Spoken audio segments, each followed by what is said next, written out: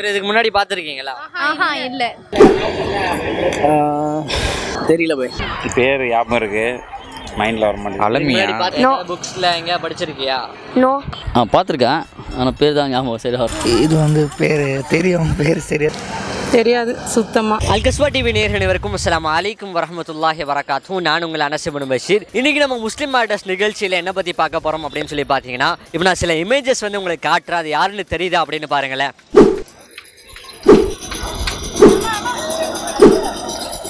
கண்டிப்பாக இப்போ நான் மேலே காமிச்ச இமேஜஸில் இருக்கக்கூடிய ஆள்கள் எல்லாருமே உங்களுக்கு தெரிஞ்சிருக்கும். ஆனால் இப்போ ஒருத்தரை காட்டு, அது உங்களுக்கு தெரியுதா அப்படின்னு சொல்லி பாருங்களேன். இவரை பற்றி, இவர் யார், இவருடைய சிறப்புகள் என்ன, எதற்காக இவரை நாங்கள் தெரிஞ்சுக்கணும் அப்படின்றத முஸ்லீம் மக்களுக்கு மத்தியில் சென்று யார் என்ன இது அப்படின்னு சொல்லி கேட்டு தெரிஞ்சுக்கொள்வோம் இன்ஷா அல்லாஹ். அஸ்ஸலாமு அலைக்கும் வரஹ்மத்துல்லாஹி. வலைக்கும் ஸலாம். உன்னோட பேர் என்னடா தம்பி? அஹ்மத் ஷா. அஹ்மத் ஷா. சரி, இப்போ நான் வந்து ஒரு சில பேர்த்தோட ஃபோட்டோஸ்லாம் உனக்கு காமிப்பேன், அது யாருன்னு சொல்லணும், சரியா? சரி. இது யார்? காந்திஜி. இது காமராஜ். இது பெரியார். தெரியல. தெரியல. இது யார்? மகாத்மா காந்தி. இவர் அண்ணா காமராஜர் சாரி, வவுசியா.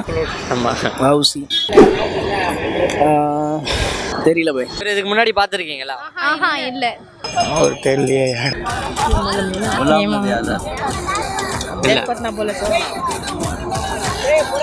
இவர் நீங்கள் எங்கேயா பார்த்துருக்கீங்களா இதுக்கு முன்னாடி?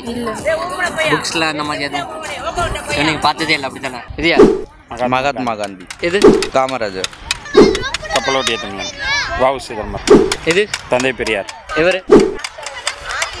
என்ன வழி, பேர் ஞாபகம் இருக்கு, மைண்டில் வர மாட்டேங்குது. அலமியா பார்த்துருக்கீங்களா? இல்லை பார்த்தது. இதுக்கு முன்னாடி பார்த்ததில்ல. நான் பார்த்துருக்குறேன். பேர் தான். இப்போ அவங்க ஃபோட்டோலாம் நம்ம வந்து அங்கங்கே கவர்மெண்ட் ஆஃபீஸு எல்லாத்துலேயும் பார்க்குறோம். இப்போ நம்ம மதத்தோட ஃபோட்டோவை வந்து யாரும் வைக்கிறதில்ல, புரியுதுங்களா? அதனால இது வந்து நம்மளுக்கு மைண்டில் டக்குன்னு வரமாட்டேங்குது. இப்போ மகாத்மா காந்தி ஃபோட்டோவை நம்ம டெய்லி பார்க்குறோம், 500 100 இந்த மாதிரி நோட்டுங்களில் பார்க்குறோம். இப்போ ஒரு ஸ்கூலுக்கு போனால் இது காமராஜர் ஃபோட்டோ, தந்தை பெரியார் ஃபோட்டோ, இவங்க ஃபோட்டோலாம் இருக்குது. ஆனால் நம்ம மதத்தோட ஆளுங்களோட ஃபோட்டோ வந்து எங்கேயுமே வைக்கிறதில்ல. என்ன கேட்டால் நம்ம மதம் அந்த மாதிரி நிலமையில் இருக்குது. இதுக்கு முன்னாடி இவர் நீ பார்த்துருக்கியா? இவனை எங்கே நீ பார்த்துருக்கியா? மௌலானா ஆசாத். கரெக்ட், மௌலானா அபுல் கலாம் ஆசாத். मौलाना अबुल कलाम आज़ाद. இல்லை, मौलाना अब्दुल आज़ाद समथिंग வரும். புக்ஸில் எங்கேயா படிச்சிருக்கியா? நோ. அல்ஹம்துலில்லாஹ் தம்பி, நாங்கள் வந்து நிறைய பேர்கிட்ட கேட்டோம். நிறைய பேர் பெரியவங்களே எடுத்துக்கிட்டாலும் சரி, நிறைய பேர் வந்து தெரியல அப்படின்னு சொல்லி தான் சொன்னாங்க. நிறைய பேருக்கு பேசிக்காக நம்ம நார்மலாக நம்ம போகிறோமா இல்லையா, ஒரு போஸ்ட் ஆஃபீஸ் போகிறோம், இல்லை ஒரு கவர்மெண்ட் ஆஃபீஸ் இல்லைனா ஆஃபீஸ் போகிறோம், அங்கே இருக்கக்கூடிய நார்மலான தலைவர்களுடைய ஃபோட்டோ காட்டி கேட்கும்போது கூட நிறைய பேருக்கு தெரியல. நீ இந்த மாதிரி நிறைய விஷயங்களை பரவாயில்ல, நீ தெரிஞ்சு வச்சிருக்க அல்ஹம்துலில்லாஹ். நான் எல்லா பேரும் நீ கரெக்டாகவும் சொன்னேன். இந்த மாதிரி தெரியாமல் இருக்கவங்களுக்கு நீ என்ன சொல்ல விரும்புகிறேன்? அல்லாஹ் மிகப்பெரியவன். முதல்ல வந்து இந்த மாதிரி நிறைய விஷயங்கள் தெரியாமல் இருக்காங்க. நம்மளுடைய மார்க்கம் வந்து தாழ்த்தப்பட்டது காரணமே நம்மளுடைய தலைமுறை எப்படிப்பட்ட ஒரு தலைமுறை, நம்மளுடைய வருங்கால சந்ததி எப்படிப்பட்ட சந்ததின்றதை வந்து நம்ம அடிப்படையாக வந்து ஒரு வகையில் வந்து நம்ம இன்னும் நிர்ணயம் செய்யப்படல.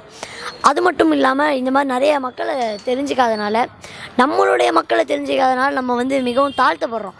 முக்கியமான உரிமைகள் வந்து இன்னும் தரப்படவில்லை. ஸோ இப்போ நம்ம இது ஒரு முக்கியமான படியாக, ஒரு அடிப்படையான படியாக இருக்கனால இதை பற்றி நிறைய பேர் தெரிஞ்சுக்கணும்னு நான் ஆசைப்பட்றேன். அல்ஹம்துலில்லாஹ், ஜஸாக்கல்லாஹ் ஹைரன். இவர் யாருன்னு சொன்னால், இவர் தான் அபுல் கலாம் ஆசாத். இவருடைய பர்த்டேவை தான் நேஷ்னல் எஜுகேஷனல் டேவாக செலிப்ரேட் பண்ணுறாங்க. அது மட்டும் இல்லாமல் இவர் தான் இந்தியாவினுடைய ஃபர்ஸ்ட் எஜுகேஷனல் மினிஸ்டராக இருந்திருக்கு.